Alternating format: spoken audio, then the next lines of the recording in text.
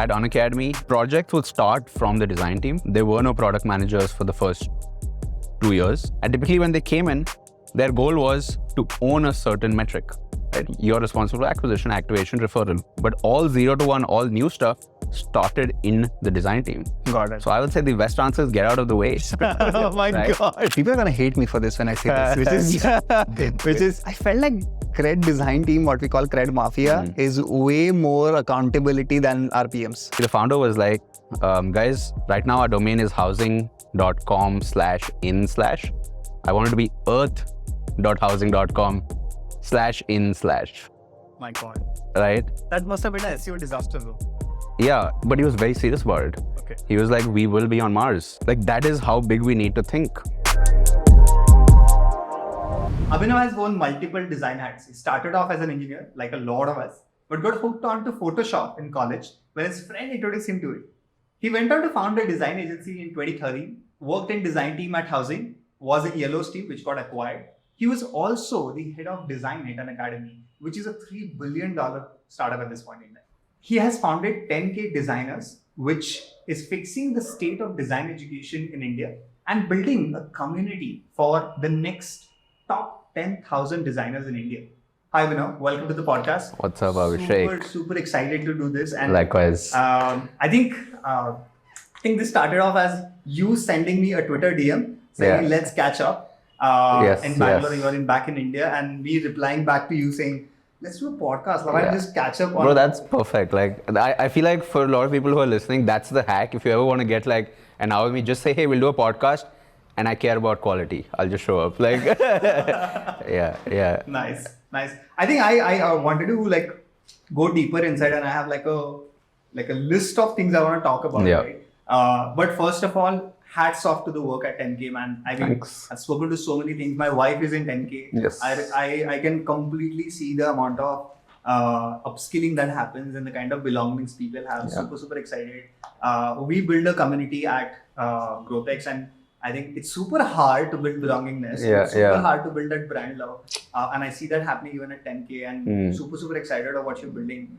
We'll talk about this. We'll talk about a lot about housing. We'll talk about your design journey. But before I get started, I want to go from like complete scratch and understand why the hell design? Why design, Abhinav? Why do you go from like an engineer like me to like doing design? I think more than anything for me, it was apps, right? It was not even design, it was apps.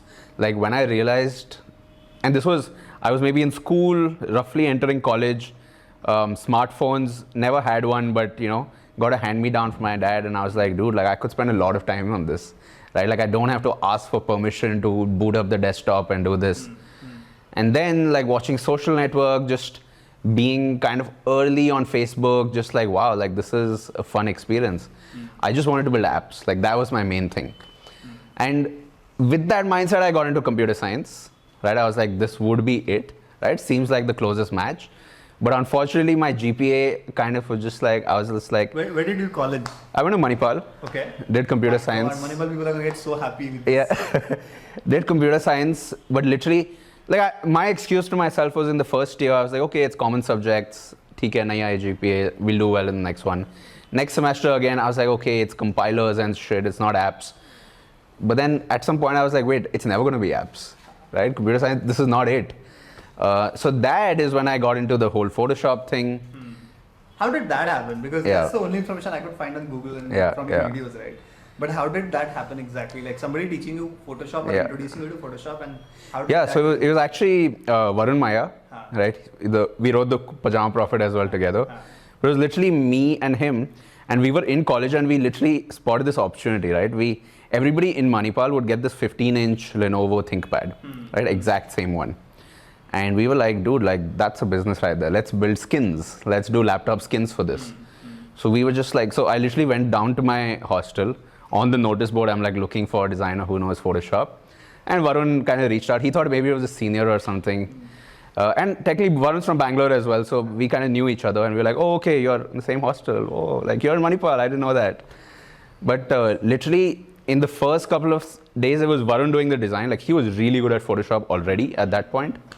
And me, I was just like really the one with the money. Like I was just like, dude, we need to make sure we run a tight ship. we have margins, we have this to take care of. But eventually doing that, I was like, dude, I really want to get into the creative side of it. So then we would just sit down and he would literally sit next to me and be like, okay, this is how you create a drop shadow, this is how you do this. And of course, this was back when iOS was geomorphic. So the kind of things we would try to do was, okay, today we're going to create a glass button. And he would be like, okay, he would literally pick an object and be like, okay, so the light is here, it's coming like this, which means you can see it's lighter over here and the shadow is here. So now how do we do that in Photoshop? And that was just us trying to figure that out. Very interesting. Yeah. So that Photoshop led you to, what was the first company that led you to get into like design? Because we know like housing, Yelo, your startup, Unacademy and 10, but we don't know the first few. Yeah. So first few, it was, once I knew Photoshop, it was like fest work, right? Doing t-shirts, posters, that kind of thing.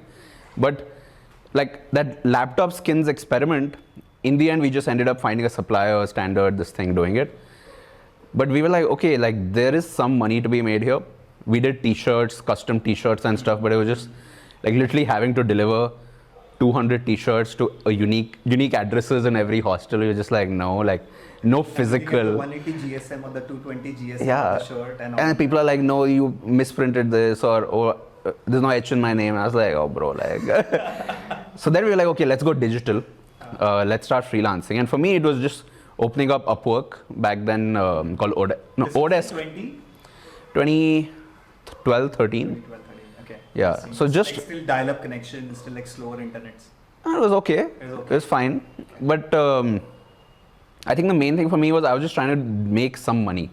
Right? That was like my driving thing. I was like, okay, like literally I had this scenario in my head. I was like, okay, with this GPA, what is the path? I'm probably not even going to be eligible for placements. So it was like, I sometimes feel like if the GPA thing had worked out, I wouldn't even have to explore design. I would just go, I'd be like, okay, let's become an engineer. But I was like, okay, plan B, I need to make money. Went to Upwork, Odesk back then. Any project I could find, so literally my first project that I ever got paid for was this CD for a Christian rock group in Australia or whatever, and this was hourly, right? It was paying me $6 an hour. And he was just like, yeah, explore, like do it. So I was like, yeah, okay. So I'm going to the library, I'm literally looking at, like time is money. That first time I was like, oh wow, like I just earned 20 rupees, 30 rupees, like. So did that, just kind of kept piling that on. But eventually I realized UI UX was a thing. So this was a few years after the App Store had come out and everybody just wanted to get on that wave. So like somebody's like, hey, I'm a fitness trainer, I've got 8 clients, I want to do an app for them to log it. Somebody was like, oh, okay, I'm based in Canada, I want an app for, to book cleaners, to book maids. Somebody else was like, okay, I work in a nursing home, I want an iPad app for the elderly and it should be very basic, it should have just like 4 buttons, call, emergency, this, that. So just like random apps, like I just did like 10, 20 apps. I can give you some more examples, right? This Israeli guy who's like, hey, I want to make an app for social network for hostels. Okay. Right? So it's called Hallways and it's like, we want to be able to find events, connect with people that, okay, yeah, sure, let's do that. So just random stuff, right? Or hey, I want to build a website for this concert that's happening and I want to run a raffle giveaway, so pay you $80 if you do it. Oh, yeah, for sure. Right? I would do it for free just for the practice. But just kind of kept doing that and kind of realized when I started getting LinkedIn messages from like companies saying, hey, we're looking for UI UX designers. I was like, oh, okay. 2013. Yeah, 2013 into 14. 14, okay. Yeah. Interesting. The e-commerce wave had just arrived. Yes. Sort of. Yeah. Interesting. How did housing happen from there? Yeah. Housing was the first one, then the Yelo one, right? Yelo was first. Okay. I did like an internship thing with them. Prasoon, he was just like, he was working on some stuff, we just connected online. So when I would come from Manipal to Bangalore during the December weekend, I would just work on that, do it a little remotely. But it was an easy app for me. Like at this point I had done so many. And so Prasoon was like this, I was like, okay, so you're doing this for marketplace or it's some platform, content, you want to put this in app, this thing, okay, yeah, let's do it.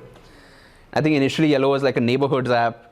Let's find, I want to get a recommendation for a cook in my neighborhood. How do I do this? And so that is actually for the first time when I went from iOS to Android. Okay. And so just like, okay, Android design, what is material design? Getting deep into that. Yeah. What was like looking back at Yelo, like what did it change in Abhinav? Like what changed before Yelo and after Yelo? Yeah. Of course, you had done a lot of things before that, but Yeah. something must have kicked when you actually work on something full time True. as an intern. Even. Yes. I think Yelo was my first Indian client. Till that point, it had just been random people on the internet, Correct. Skype calls. Work and all of that. Yeah. The first Indian client. And that was when I realized, hey, I can actually, there is now finally that space to design products for Indian users. Till this point, I was just designing for these hypothetical users. And I had probably at that point never been out of the country either. So I'm just like, okay, I'm just imagining you're sitting in Canada, you want to book a maid, this is how you do it.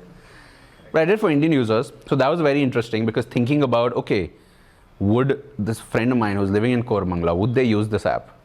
Right? And yeah, we were like thinking Koramangala, right? Because we were just like, okay, early adopter group, our office is here, okay, will they use it? But that was the first time I was like, okay, this skill that I've kind of figured out on the internet is a real life skill as well. And kind of Bangalore happened to be perfect for that. Now, of course, I've been in Bangalore since 2002, right? So just did all my schooling and everything here as well. But this is when the tech stuff started happening, I was like, okay, this is interesting. Nice. Yeah. Nice. And that's when housing happened after Yelo. Yes. Right. What was like, so housing happened, I still remember. I'll tell you what my memories with housing are, right? I remember housing spending hundreds of crores on this, whatever sign it was, right? I can't call what it was. It was a lookup. Okay, cool.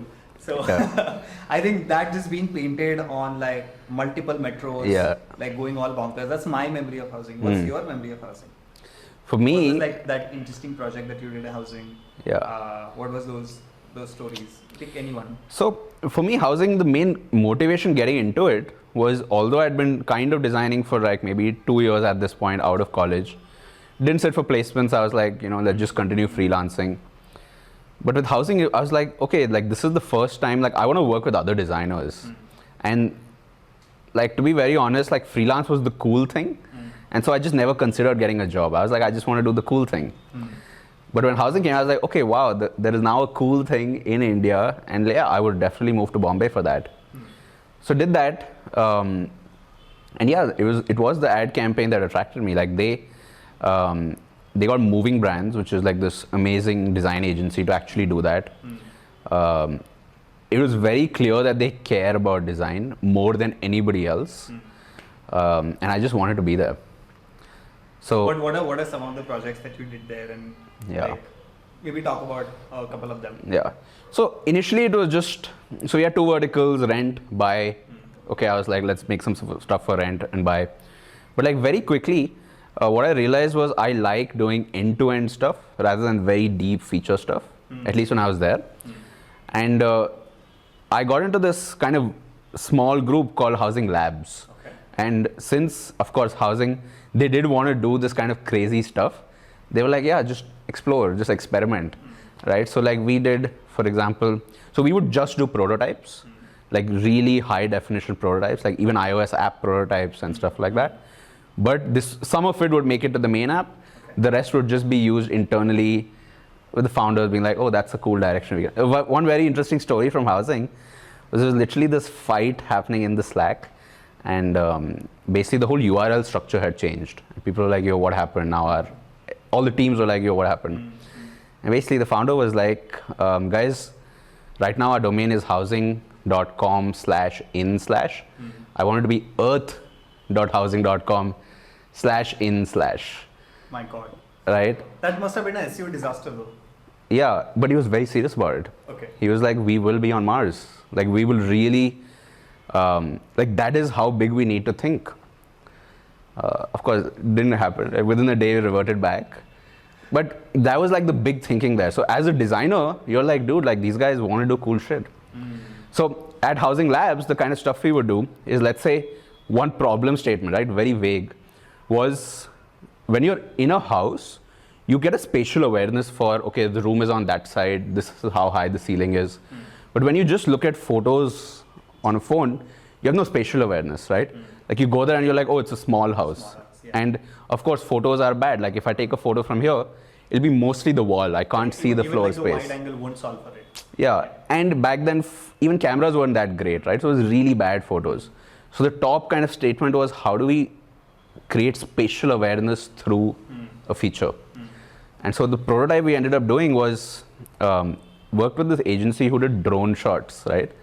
And the prototype was there would be a house map, and as you scroll, you could just like fly into any room, right? So this is the iOS prototype of that. So this is just one example. But for example, we would do chatbots. That was a thing back then. So we're like, okay, let's just take the whole renting experience to chatbots. How do you just create a smooth flow for it? Or we were like, okay, let's do Slack for neighborhoods, right? Develop the whole thing. And so it was a small team in Bombay, small team in Delhi, and we were just doing this wild stuff, right? So housing labs, and in general, the kind of person they wanted as well was somebody who was like product thinking, like end to end, rather than, hey, I wanted this flow to be right or whatever. So, a really fun time. Yeah. It seems like it is in 2020s, right? Don't you think? Like it was like the amount of freedom that you're talking about, like feels like the labs that are right now, like Swiggy labs and shit like that, right? Yes. Very interesting. I know this Sumit Dukan's co-founder, right? Yeah. He was also at housing at that time. Yes. Like, seems like you built like a housing mafia of sorts. Back in 2013. And that actually really helped me with my design thing, because at that time when I was there, housing at its peak at 55 designers. Oh. Right? Unheard of. Back then, design was not even in-house as a mainstream, right? True. And there was 55 product designers. There was a creative marketing that was all like totally separate too. So just that, like today, I pretty much know some designer who was at housing at pretty much every startup, right? So yeah, there is a certain housing design mafia thing. Very interesting. I'm gonna move to the beast of education, and I have, my God, it is gonna open up a lot of wormholes with education. But I'm gonna talk about like more from your journey at Unacademy, and how did you think about being somebody who's essentially deciding a lot of things on design as a function, getting set up and contributing to the business side. And how was that journey? What are some of like the core things that happened during the Unacademy journey? Tell us more about like how did this whole Unacademy Plus thing happen? I'm sure it happened during your duration. So, we worked on that. I remember me meeting Gaurav, by the way, at ITC Gardenia back in when I was at Dunzo. I was exploring a role with him. I don't know why. But, and I think he mentioned saying, you know, I remember that conversation on a dinner table. He and I were discussing this, that, hey, last week we launched this, we're now almost at a 1 million ARR. I remember back then, this is like 4 years back, 3-4 years back. So how was those conversations? How did that create like I think my larger question on this is, how did you evolve as a person on the design function that allowed you to do a bunch of things at Unacademy? So getting into Unacademy, I had very little idea of stuff like this. Of course, I had an idea of value, pricing, those kinds of things from the freelance days. But between housing and Unacademy, we built this music startup called Listen, right? So a bunch of us from the housing labs team, literally one hackathon in housing, we built this and we're like, we're going to quit our jobs. We're going to build this. It's basically a social music listening experience. Shazam. It's something like Shazam with like social. So imagine if there was a WhatsApp group and you can add songs to a playlist together, and now you're listening to it exactly at the same timestamp, right? So like a lot of our users would be like long distance couples who would just be on the app for 6 hours using this as a presence proxy. But really good experience building it. But by the end of that, wasn't really looking for a job or anything. But when I first came across Unacademy, it was very early on, I was interested mostly because it was media, right? With Listen, the kind of, like we were so deep into the product, we had no idea how to monetize, no idea about distribution, just slowly building that. But the kind of problem statement that really attracted me to Unacademy was that how do we create a learning experience that uses any form of media, anything, right? So an example would be, for something like an e-commerce app, it's fairly straightforward patterns, right? You have a collection page, then you have a checkout page, product page, 1 to 3 steps out. Versus for education, it's like, hey, it could be anything. It could be text, it could be sound, it could be visuals, it could be some combination of this. So that was really what got me in. And the conversation was also very funny. I wasn't looking for a job, but Gaurav was like, hey, can I just acqui-hire you guys? Like you guys really good at building products. You're shutting this down. And we were like, no, not really. Like, can we hire you? I was like, yeah, sure, okay. And he was like, okay, what do you want to do? I was like, hey, you guys don't have a design team. I could probably do that. But getting into it, I think the main kind of realization that happened for me is we had really good distribution, right? YouTube had been growing from a very early time. However, monetization was kind of non-existent. We had no monetization. And thinking about that, of course, we did some monetization experiments like, okay, maybe donate something, buy credits, download slides or something like that. In the industry, the main monetization was pen drives. Like you just, hey, contact us, we'll send you a pen drive which has content. So Unacademy Plus was very interesting because by the time we came up with Plus, like we redesigned the learner platform, educator platform, got it to a good stable position. And with Plus, we were like, what we're going to do is let's take live learning as a core format, right? Twitch has done it for gaming. Instagram has done it for a certain kind of use case. What is live streaming for education look like? So very broad problem statement. And that was like the kind of stuff I love, right? Labs type thinking. So the really good thing about Unacademy is also like the speed at which we operate, right? So like Unacademy Plus, literally with Gaurav, it's like, okay, we need to launch this in 5 weeks. And everybody else like, oh, whatever. I'm like, yeah, fuck yeah, let's do it. And we did. We just launched the whole thing 5 weeks. But what was your question around revenue? How do you develop that as a designer? I think my question largely is like, I understood the journey you coming into the team, yes. Right? I'm thinking of like, the part that I want to go very deep on is the learning experience part, yeah. Right? Which is how do you create, there's a lot of angles around instructional design, there's a lot of angle of using objects to teach something, right? Yeah, yeah. So how did you think of design to help people learn something on video, right? Like, and what were some of the design things that you did in the product that allowed people, because we all know that MOOCs are dead, right? Like MOOCs are going to die very, very soon. Right? Yeah. And what was your insight back then that allowed you to like think in a structure to solve for user, or I would say learning experience on an academy? Yeah. So at a very broad level, it was a communication problem, right? So you have something here, I want to get it across to your head. How do I do that? Technology. And how do, in the end, we weren't even thinking, how do we make it as good as a real physical experience? Like real physical experience usually crap. Right? It's like tuition center, not listening. So like, how do we make it way better than that? So we approach it as a very communications problem. So we're like, okay, what are the types of communication? 1:1, 1:n, n:1. Then we're like, okay, what do current platforms use? So like, let's say Snapchat stories, it's 1:n, but when you reply, it gets into a 1:1 conversation. Okay. Twitter, it's a broadcast 1:n, but everybody sees the reply, so that becomes an n:n. Correct. With YouTube, that was the primary channel for them. It was purely 1:n, like pure broadcast. So we were like, okay, with these formats, it's very clear that 1:n does have advantages, right? So live stream or broadcast type. But how do we build accountability? Because if somebody is getting off of YouTube and wants to pay for this product, they expect a certain outcome. They expect a certain level of accountability. And of course, the whole product is custom. So we're like literally on the learner side, this is how you will consume this. But on the educator side, it's almost like a design tool for teaching, right? So we made our own version of OBS. Not OBS, but just to give an example, like proper, how do you actually live stream, bring in maps, bring in reactions, highlight a question, put it on the canvas, move it around, like, and then of course, like very basics are like speed tests, running this, flags. So that was kind of the approach, and we had to really think about it from scale perspective, right? So of course, YouTube, yeah, it's 1:n, but it's all asynchronous. So we were like, okay, 1:1, 1:n, n:1. Synchronous, asynchronous.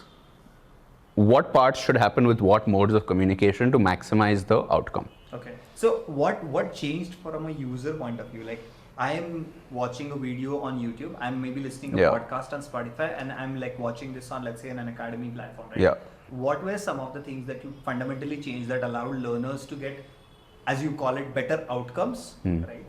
What clicked really? So it was definitely, people wanted a journey, right? Because for an outcome, there is like, I'm here, this is my status quo, this is where I want to be. And yeah, on this path, I'm distracted by sports videos, Bollywood, right? YouTube is not really made for that. It's like trying to study in the middle of MG Road or something. Right? So it was like, how do we create that experience? Okay. So that was the learner side problem, which is what's the journey? When somebody lands here, and they could land at any point in time, right? So Unacademy Plus is a subscription product, which means unlike cohorts, there is no fixed starting date and there's no fixed end date either. It's just rolling. So those are the kinds of problems. How do you create an onboarding? How do you think about what does activation look like? So for us, we had to define a metric saying, okay, watching a video, like couple of seconds, maybe that's not enough. So from the learner side, the problem was firstly, acquiring users from YouTube. Activation, what does activation look like, right? So first you land on a free product. Within the free product, you can kind of, like, is it watch duration? Is it this thing? So we kind of defined a specific metric that's successful views, views more than certain number of minutes. Then it was like, okay, conversion from this to Unacademy Plus. Okay. Once you're in Unacademy Plus, there's a new journey here. So what does Unacademy Plus's activation look like? Got it. So that would then be, okay, if I'm joining, so if it's a subscription I'm buying, it's for a particular exam. So the JEE subscription is different from the NEET subscription. The JEE subscription, now it's almost like a Netflix, where you have all of this stuff happening every single day. And now you need to even sort through that noise. Understood. So it's like, okay, who do you pick? What do you watch? How do you retain? So a structure, a journey, milestones, and a fixed start and end date, right? That these are the core experiences when looking at, like, because you're always competing with YouTube on that, right? So and there is no fixed and start end date, right? Like you could buy a subscription for just a month. Correct. You could buy it for 3, 6, 9, 12, 24. Got it. Right? So some of the user research that we did, right? Like for example, this one time, me and Himesh, the founder, we went to Mukherjee Nagar in Delhi. So just flew down and was standing at the metro station. And Mukherjee Nagar is a hub for SSC coaching. So standing there in Unacademy t-shirts, we're like trying to approach people, but people are like, oh, sales. Like, no, I don't want to talk to you. But yeah, we got a lot of insights. Like we were just like, okay, what do your learning habits look like? What is the difference between if you are attempting this for the first time versus, let's say, the third time? Each exam also has number of times you can attempt it. Based on that, do you look for different things? How do you think about depth of content? How do you think about where does YouTube play a part? Interesting. So just that kind of exploration. Very interesting. Very interesting. I think I'm gonna just get a segue from this. And you mentioned about cohorts. I'm gonna get into 10K journey now, right? Why 10K? First of all, why did you start all of this? You could have just chilled in Bangalore, did Unacademy, did like 5-6 startup after that. Why take all the hassle? I mean, you could ask that question to me also, but like I'm not getting into it here. But would love to understand. So all this stuff that we talk about learner side, equally huge part on the educator side, right? Correct. So a lot of our educators were first YouTubers, and then they were like, okay, we're gonna also become educators on Unacademy, and that's like maybe my main monetization. A lot of the others, like Unacademy, you now have 4 lakh subscribers, you launch a YouTube channel, and within a couple of days you have 100K, right? You've created this fanfare on the platform. So you're working deeply on educator tools. And while I was doing this, I was like, okay, I actually want to put stuff on YouTube to understand what it's like. And of course, the YouTube Studio app will probably be our model for how do educators get analytics from live sessions, from YouTube stuff, from comments. At that point also, the pre-recorded stuff, you would actually create it on your phone. So you would load up slides, you would do a voice annotation, you would have like a pointer, you can actually draw and all this, and this directly gets uploaded as a video. Correct. So I started YouTube stuff. I was like, okay, let's put some design content just to understand that educator mindset. And at the same time, I was also hiring for Unacademy, right? So growing the team. I think for the first year, we were just 3 designers, but eventually 6, 8, 10, we split off the marketing team. So 10, another 15 here. And the quality was just not good, right? There were clearly gaps. And just thinking about this design problem from a design perspective, I was like, okay, you have people from design school, great at process, but they have a culture shock where they're like, bro, you work that fast? Like you said Monday and you need this by Thursday so you can ship on Friday. Like, culture shock, right? Huh. Or in a 4-year degree, one semester has been UX design, and even that was an academic project, so limited experience, right? So it takes a long time to onboard and probably doesn't work out. On the self-taught side, yeah, they're really good. They've done freelance, maybe just like me. But now you're not so sure about process. You're not so sure how do you work with a team. So process and just culture and speed of execution and ideation. Yes. Okay. Yes. Interesting. And that's what led you to like do 10K and start like teaching, or was there like some middle ground also that happened? So the graph was low accountability to higher and higher levels of accountability, right? So putting all this on YouTube, but people are like, dude, you taught this, but I still don't know how to do it, right? Like, yeah, sure, I get Figma, but I don't understand the problem solving part. Correct. Or I have no idea, like blank canvas when it comes to how teams operate. So now I was like, okay, let's go little higher accountability. Set up a WhatsApp group, CTA at the end, join the WhatsApp group. Within a week, hit the 256 limit, Telegram group.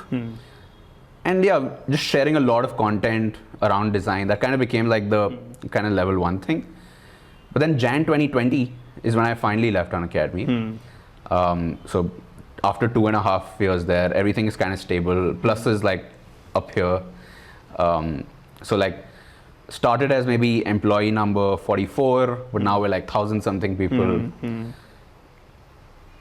And I really didn't want to get into this high accountability thing of I'll have to teach you design and create your career, right? So I experimented with a bunch of side projects, just like no-code stuff filled with Webflow around learning. So like did this thing called booklets.io, uisources.com, YouTube was happening, just trying to connect it all. But eventually the very clear need was we need an end-to-end, I am here, I want to be here, high accountability program. And I was like, okay, let's just take those Unacademy learnings. Let's treat this as a design problem and let's create something for that. Interesting. So Telegram group happened and the WhatsApp hit the limit. Yeah. You went into like, must have launched. I don't remember the date you launched the first cohort. What was the date? Probably June 1st, 2020. So right in the pandemic. Yeah. Interesting. I quit just before the pandemic because I was like, but anyways, yeah. Okay, that's a story for not for podcast. Yeah. Okay, but I think I'm super curious about 10K, right? And I think just design in general and what you guys are building is incredible. Considering I spoke to a bunch of people who are NID and a bunch of people who are 10K designer, and you would potentially hire a 10K person in a blank and like take some time to decide on the NID person, because they come with a very different expectation setting at this point in time, right? And they might need some level of hand holding to get them into like early stage internal companies at least. Maybe mature kid could directly go into it, right? I want to talk more about like design and with this whole macro happening, right? There are 2-3 questions I have, so I'm gonna just throw some curveballs at you, right? I think one question that I have is there's something called design, like designing for product, and there is something called designing for growth, right? Or designing for revenue, right? What is it really? Like I'm like treat me like a 5-year-old, have no context on design in general, right? And how should I think about it? What's like a layman's term example for this? Sure. So as a designer, especially if you're starting out, you would think in terms of, okay, I make apps, websites, dashboards. Right? It's simple. But then you start thinking about journeys. You're like, okay, from here, somebody comes here, and then there is a click-through rate, there's a conversion rate, there is a sign-up rate. Like, okay, I have to now start thinking about that. Eventually, you start getting to the point where it's like, yeah, there are designers who do end-to-end full journeys.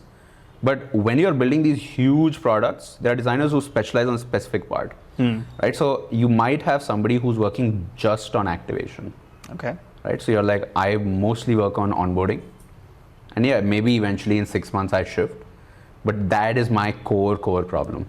I think my double clicking on this is, how does the day of somebody who's in design function changes when they're just designing products, as you said, right? They build like an app, build like this, build like that, versus when they are continuously designing for growth. How would their life change, especially for people who are already into design role and they are going towards where you were at Unacademy, like for example, right? How would you think about that? See, designing for growth is a high accountability, high agency role, right? And maybe the simple way of saying this is you're expected to create outcomes rather than just outputs, right? So it's not enough that you just design a flow and it looks great. You are actually responsible for creating a certain outcome. Now that outcome could be a certain metric, it could be revenue directly, it could be improving the baseline of where we are right now. And it's definitely hard to do as an early designer, because you're like, I still don't understand the extent of this. Sure. But as you get into those experience levels, you're like, okay, I am actually going to own this outcome. At that point, the lines between what is a product manager, what is a designer get a little blurry. Right? Because at that point, you're kind of driving the vision. You're like, okay, yeah, it's important that our screens look great. It's important that our micro interactions are good. It's important that our brand is communicated through the product. Yeah, sure, our copy needs to be great. But all of this is for nothing if we're not able to get the outcome. The outcome, yeah. These might just be great outputs, but not great outcomes. That is the main difference. Interesting. You were talking about this. I worked with so many cred designers, right? Yeah. Okay, people are gonna hate me for this when I say this, which is it's like, I felt like cred design team, what we call cred mafia, is way more accountability than our PMs. Right? I feel like designers do a way better job at doing everything end to end. Yeah. Like I've worked with some incredible people there, right? Like Harish has built like an amazing team. Yeah. And they act, like, you can't really differentiate between like a business and a product and a designer there, right? Like that's how closely knit. And I can totally imagine how you think about outcomes over outputs, right? I want to talk and like slightly talk more about if Abhinav was like 5 year or 10 year younger, maybe 5 year younger, and Abhinav was right now in, let's say, working in an internet company, right? Considering so much happening around us, right? Like funding getting dry, growth stage funding is almost non-existent, very few deals, less than 10% happening on the pitching, right? And how would you navigate this, right?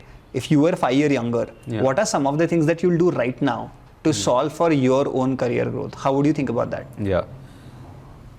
I would say the counterintuitive way I would do it is typically, the outputs thing is a very deep comfort zone that you can keep going into, right? Like, hey, I want to really get good at prototypes, then interactions, then copy, then visuals, then all of this stuff. And there are companies where you can do a lot of that. But the second type where you actually have to create outcomes, where you're in a, let's say, a high visibility company, where it's not just, hey, I'm going to do my job and that's it. But it's like, hey, I have to every single day be like, how's the product doing? It's like this kind of dragon in your office. You're like, okay, how are you today? What happened? This thing. So what you're saying is like, be curious. Yeah, be curious about like the outcome that your design is getting you. Yeah. But a lot of time when you become curious, you are like, bhai, like, leave it, right? We are doing it, right? You're stepping on somebody's shoes, right? Yeah. How do you tackle that as a mid-senior or a leadership designer? How do you think about that? Somebody who's like, one of the core person in a growth team is a designer, a UI UX person who ships like freaking rapidly across experimentation, right? Lots of variation, right? So how do you think about that? When you start asking these questions, you get cross questions saying, bro, like, get your shit done, we'll figure out the rest. Right? How do you attack that? Like, I wouldn't say attack that, how do you handle it? See, at a very theoretical level, it's managing up, managing down. Sure. Right? You're like, okay, this is the outcome. The people who I'm managing up, they really care about it. Maybe that's my head of product, maybe it's the founders themselves. But I also have to manage down, right? Sometimes, let's say if you're in a lead position and you have to really work with QA teams, with testing teams, with the other designers on your team, with product managers, people at the same level as well. There's a difference in how you approach each. Sure. How do you approach? That's my deeper question. Like, how do you approach the peer and the managing up? Like, peer is your design peer, could be like a PM, it could be like an SPM, product leader, it's a GPM, it could be a marketer, somebody's like a CMO, you don't know, right? Like, that could be like a founder's office. Right? You're laughing at it when I say founder's office. But like, that guy the person might be asking you a question and saying, hey, this is not something that in your scope. Why are you looking at it? Yeah. Like, how would you handle, like I would say horizontally, how would you manage it? Yeah. See, personally, there are teams that I would join and teams I would not. It's usually very clear which companies care about design and which don't. Right? Like, Cred clearly cares about design. Housing, yes. Unacademy, yes, they care about it. And of course, it's a cultural thing. But I would say I would want to be in a role where nobody else can do it but design.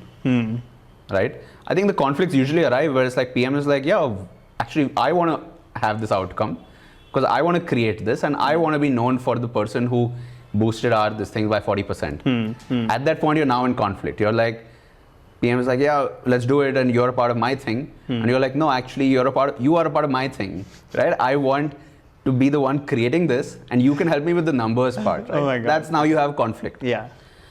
Versus there are some things that only designers can do, right? Which is, let's say, coming up with variations really, really fast, right? You're like, we want to go from here to here. Maybe it's a 0 to 1 feature that you're building. And a PM is like, okay, let's start with this, let's build out. The most common patterns approach seems like we can go with this option. Versus a designer will be like, hey, in a day, let's actually prototype 5 of these. And then tomorrow, we test these out. And then we just get an idea of what seems to work. So they're kind of like shortcutting the process by getting this outcome, which might be 3 months down, but getting it today on day 1 itself. Right? That is something only a designer can do. So I would ideally only want to work for companies that are like that. Yeah, and also like play by strengths on that piece, right? Don't like go into like analytics saying, okay, let me figure it out with an analytics person. Yeah. That might be overstepping on somebody, right? And if they are doing it, they want to do it, yeah, let them do it, right? But find the thing that only you can do. Interesting. What were like, I'm sure you have like done a lot of arguments in cross teams, right? Yeah. So I'm not going to ask you who's your favorite person on cross teams. What I'm going to ask you is, what are some of the traits of great growth people or great product people that you have worked in the last few years? And what are some of the traits, like how do they behave and what do, like, maybe I can tweak this question saying, what are some of the traits that they don't definitely have? Yeah. Like what do they don't exhibit as a great product or a growth person from a designer point of view? See, I think the biggest trap is having a top-down thinking, where you're like, nahi bro, like मेरे PM ने बोला था मुझे कि हमने ओला में यही किया था और हमें यही करना चाहिए because I have high certainty it's gonna work. And that's a very top-down kind of thinking. You're saying, हाँ bro, Lenny ने newsletter में लिखा था, I want to do that, right? Why? Because you're like, yeah, that's my hero, and if they say it, I want to do the same thing. That's very top-down kind of thinking. And at that point, you will start running into roadblocks because you're like, you know, your variables are different, your users are different, your journeys kind of look different. And yeah, you're trying to force fit something onto it. But you are ignoring the reality then, right? Versus the best growth PM and product manager, they're like, okay, let's kind of think bottom up. What are the variables we're playing with? What is our status quo? What is our expected outcome? What are the challenges? And now that we have this map, who needs to do what, right? So this map is of course not something just a PM does or just a designer does, but this is something you can actually do together. And you can be like, hey, this seems like an area we should go into, but let's do prototypes, right? That prototyping culture, having a PM who also understands that, like, hey, let's validate as soon as possible. And you as a designer, you can just do this. Like you can make these screens and have a prototype that looks very real. So somebody who's like prototyping first, let's get the minimum version out, let's figure out the data and then double down on and building like a larger thing. And maybe not even launch it. By prototype, I mean literally linking a bunch of PNGs, like saying this button takes me to this PNG, like literally within Figma. But you open it on a phone and to a normal person, it looks like it's the real app, right? And that gives you a good idea because now you've taken something which is in the future, correct, right? These multiple parts and you've brought it to today. And so that gives you a real sense rather than thinking in terms of ideas. What are some of the other traits that you see that the best PMs or the best growth people, the best marketers, the best business strategy people typically do consistently? Apart from like prototyping, what are other things that they do? See, I'm not so sure, right? Because I'll be very honest. At Unacademy, projects would start from the design team. There were no product managers for the first 2 years, 1.5 years that I was there. And typically when they came in, their goal was to own a certain metric, right? You're responsible for acquisition, activation, referral. But all 0 to 1, all new stuff started in the design team. Got it. So I would say the best answer is get out of the way. Oh my God. And then once we figure out, let's align.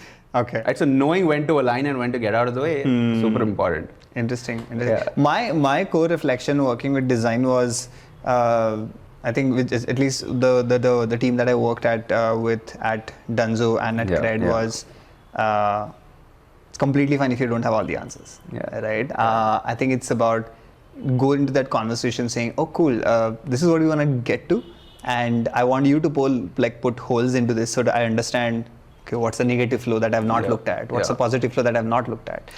What is the segmentation? What's like an exit flow that I've not looked at, right? True. I think that has worked for me, at least, like I'm on the other side of the table to work with design and really get design on your side, right? Like I think that's very interesting. And I think for product managers as well as designers both, being okay with like usually when there's uncertainty, it causes discomfort because then you're like, okay, I'm entering this territory and I don't know how to navigate it. But being okay with blank canvases, being okay with we don't know, right? Exactly what you said. That's very important. That works. Yeah. Okay, awesome. I think largely, Abhinav, what I want to cover is why so much bullishness on proof of work. I've seen that at 10K. Yeah. I've seen that on every content that you've done. Why? What's the insight? I can relate to like the initial thing that you told me, which is, hey, I built a lot of things even before I got into the first conversation on Yelo and then housing. And that has helped you land like, these opportunities, or I would say design for luck, right? But if you are somebody who's already into a design career or into a growth team, for example, as a designer, how would you think about like progressing your career with proof of design, like proof of work, and why proof of work? Why it's important? Yeah. See, I would say my personal reason, which is very common with designers, is you want to do the work. You don't want to be there convincing somebody that design is important. Like, bro, karna chahiye, karna chahiye. That gets really repetitive and you just don't want to do that. Proof of work is a very simple way of your work going out, finding these people ahead of you, even before you ever do. That being like having a conversation where I have to convince you of something is a one-time synchronous event. But taking that same thing and presenting it as, let's say, a video or making a case study or proving it through a project is asynchronous and multiple times, right? So it's almost like, the products we design have deep network effects. Why not have those network effects as an individual? And like somebody who's like never done proof of work, they're like, I just learned a course and now I'm gonna create proof of work. What piece of recommendation would you do? Saying here's how we should start. Like what should the first, second, third step that they should do to start building first proof of work? The thing is, if you want to do a certain type of work for a certain type of company, pretend give us an example. Like somebody want to get into like a Series A company, right? Somebody Let's say somebody wants to deeply only do apps. That was me, by the way, right? I hated dashboards, websites. I was like, I just want to do apps. Please only give me apps, right? And also because apps was the thing, growing dominant platform, right? So I was like, I want to be on that. But let's say somebody purely wants to work at Razorpay, at a fintech that does B2B. Now, of course, it's very difficult to kind of do that when you're on the outside. You have no idea of how exactly it works. But you want to kind of imagine I am already there. What is something I can do to show that I have the ability to do it, right? So, like for example, with the cohorts, one belief that we always try to build is, you have knowledge, you have good examples, understanding of the industry, but all that is in the air. You need to bring it out in some way. You need to manifest that into an actual thing. Right, and that is it could be a case study. It could just be an article that you write which shows your type of thinking.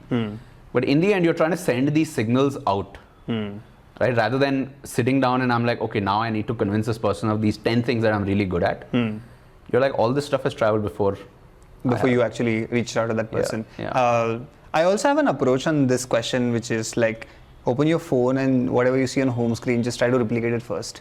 And then start from there. Maybe just replication would give you way more comfort than picking a Razorpay if you're not comfortable with like, let's say a B2B product. I would say level 0 skill is being able to use Figma, being able to make screens.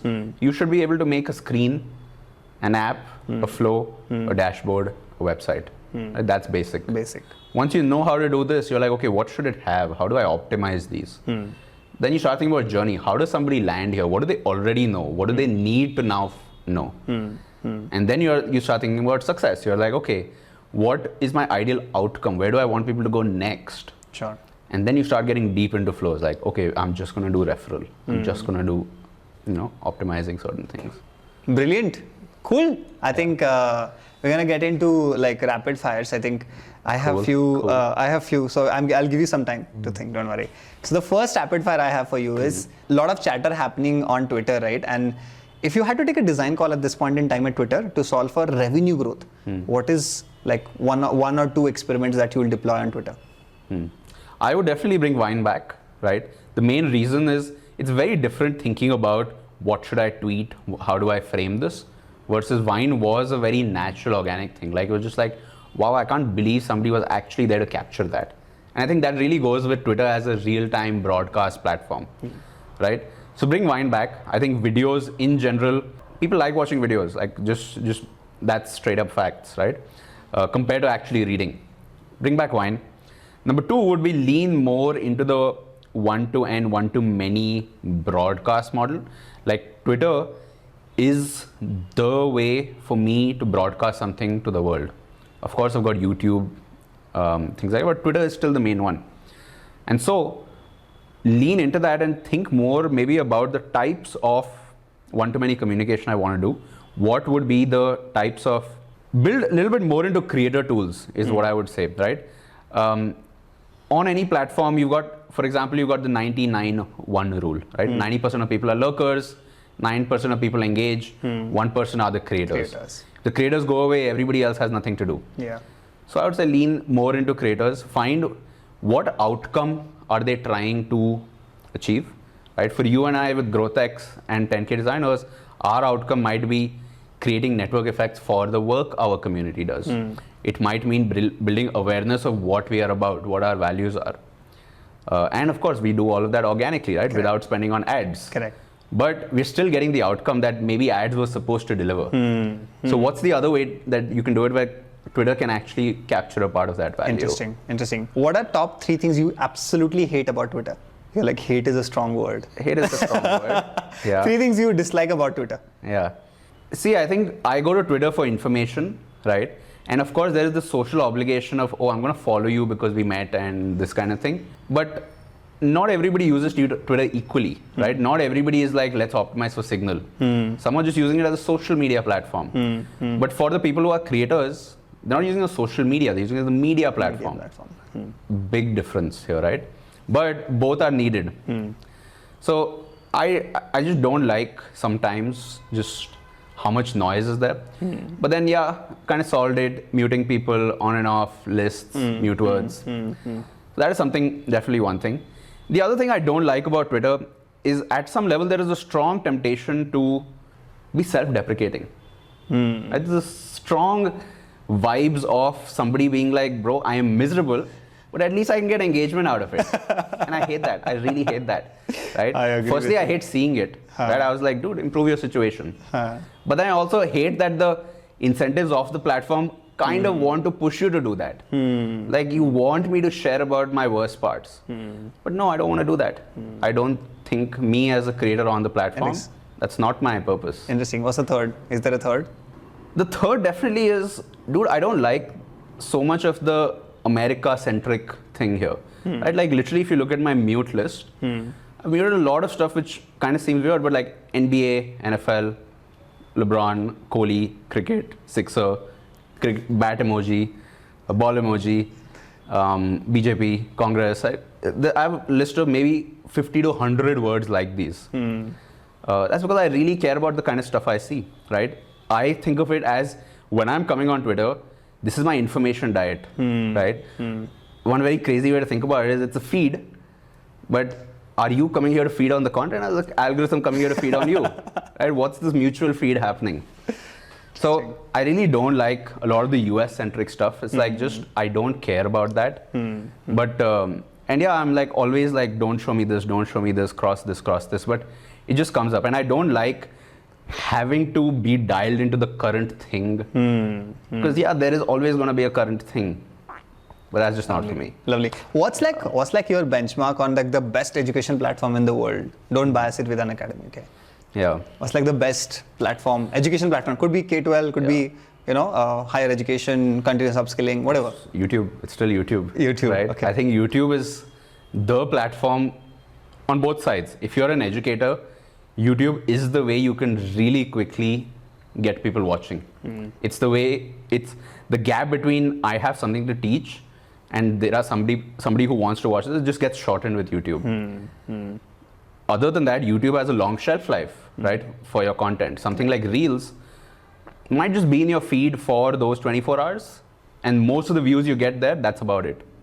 But YouTube has this long shelf life. Like I know today, right now, there is somebody watching a video that I made 5 years ago, right? That is crazy network effects. And on the learner side, you have unlimited choice. Correct. Of course, the bad thing there is unlimited choice kind of freezes you. You're like, I don't know what to do. You're kind of paralyzed by it. But once you find somebody that really resonates with you, it's the best way to go deep into their stuff. So discovery, nothing like YouTube. Got it. From a visual perspective, because you're design focused, from a design perspective, what's the best education platform that you've seen? YouTube is not the best design from a design point of view.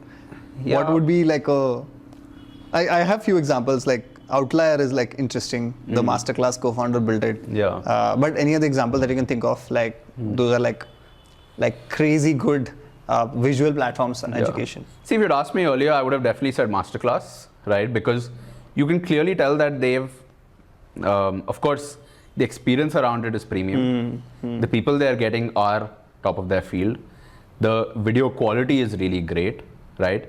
Very aspirational in terms of, oh, I might never be like Steph Curry, but I can now be on this platform where I can talk to Steph Curry. But that's not good design to me. Like, I would still rather pick YouTube, right? Because I don't want that kind of clean thing where you're kind of top down saying, we've made the decision, these are the people and we're going to do it. I would rather, because from a learner perspective, somebody who's had to go through shit on YouTube, right? Constantly fighting with the algorithm, being like, bro, don't show me news. I don't want to see this. I don't want to see this. When they come across somebody and they're like, wow, I can't believe this person exists. Like the stuff they're talking about, I've never heard anybody in my life talk about. I didn't even know this was possible in the world. I didn't even know there is somebody who could be living these values and thinking from that perspective. Like that's, to me, is the magic of YouTube. And no other platform comes close. Interesting. If you had to change anything in a dating app, remember like Tinder, Bumble, Hinge, Happen, whatever, OkCupid, I don't even know what these are. What would you change fundamentally? Yeah, being a cohort guy, I was thinking about cohorts, right? Because I feel like a lot of dating doesn't really happen from this, like one to end, you put yourself out and now a match happens and then you have to go through multiple dates and this kind of thing.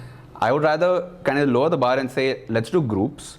Like I know maybe Hinge does have this groups kind of feature, but never really used it. But what I would say is create cohorts, create groups of people who, they want an outcome. And of course, that outcome is different for different people. Interesting. So what but you're make it saying low is, stakes. Yeah, low stakes. Yeah. Okay. Make it low stakes. It's not like, dude, should I go meet this stranger in this bar, right? Then you start thinking about opportunity cost. You're like, okay, this person was good, but what if there's somebody better? Versus making it low stakes, what that would look like to me is create some kind of groups that are somehow linked together. Make this group, make it a recurring thing so that it's not just this one-time thing, but it's a low-stakes group activity that you can kind of go on. And I think that is a very organic way to meet people. Just quickly audition people, so to say. Correct. I think Thursday solved it to an extent when they launched. It only opens on Thursdays. Oh yeah, I haven't seen this. Yeah, you should definitely check it out. We made a video on it which has like 1 million odd views or something like that. Crazy. Nice. Okay. Awesome. We're done. Thank you so much. Thanks a lot for doing this. Yes, for and sure. It was like amazing super fun to like get like a completely different view on how I think or how like a growth person would think than how a design person would think. Thank you so much for doing this. Sure. Thanks. Awesome. Good stuff. Awesome.